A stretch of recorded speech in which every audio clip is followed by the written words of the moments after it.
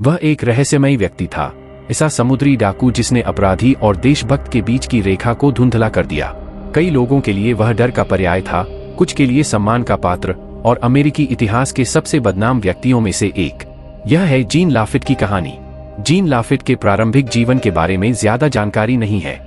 कुछ का मानना है कि वह फ्रांस में पैदा हुआ था, लेकिन जो निश्चित है वह यह कि 1800 के दशक की शुरुआत में वह और उसका भाई पियरे लुइसियाना में बस गए, जहां उन्होंने इतिहास में अपनी छाप छोड़ी। जीन और पियरे लाफिट ने जल्द ही बाराटारिया खाड़ी में एक विशाल तस्करी नेटवर्क स्थापित कर लिया। वे चोरी किए गए सामान, हथियारों और यहाँ तक कि दासों का व्यापार करते थे, जिससे वे अत्यधिक धनवान बन गए। अमेरिकी सरकार ने उसे समुद्री डाकू कहा, लेकिन लाफिट खुद को निजी जहाजी प्राइवेटियर मानता था। वह स्पेनिश जहाजों पर हमला करता, उनका माल लूटता और फिर उसे ऊंचे दामों पर बेचता। लाफिट की गतिविधियां गवर्नर क्लेबोर्न की नजरों से बच नहीं सकी। उन्होंने उसे अपराधी घोषित कर दिया और उसके सिर पर इनाम रख दिया।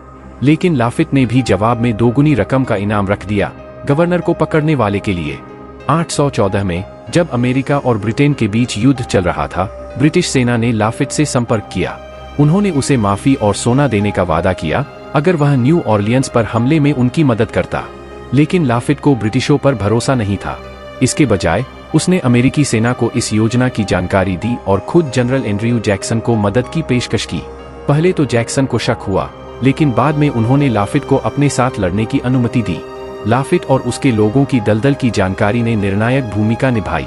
यह युद्ध अमेरिका की एक बड़ी जीत में बदल गया और लाफिट को एक नायक माना जाने लगा।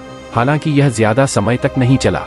न्यू ऑरलियंस की लड़ाई के बाद लाफिट ने फिर से अपनी निजी जहाजी गतिविधियां शुरू कर दी और टेक्सास के गैल्वेस्टन में अपना नया ठिकाना बना लिया।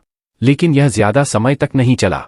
1821 में अमेरिकी नौसेना ने उसकी बस्ती को नष्ट कर दिया, जिससे वह फिर से भागने पर मजबूर हो गया। इसके बाद लाफिट का क्या हुआ, यह रहस्य बना हुआ है।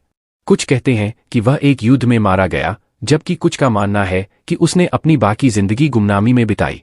जीन लाफिट सिर्फ एक समुद्री डाकू नहीं था, वह एक व्यापारी, योद्धा और ऐसा व्यक्ति था जो अपने नियमों पर चलता था।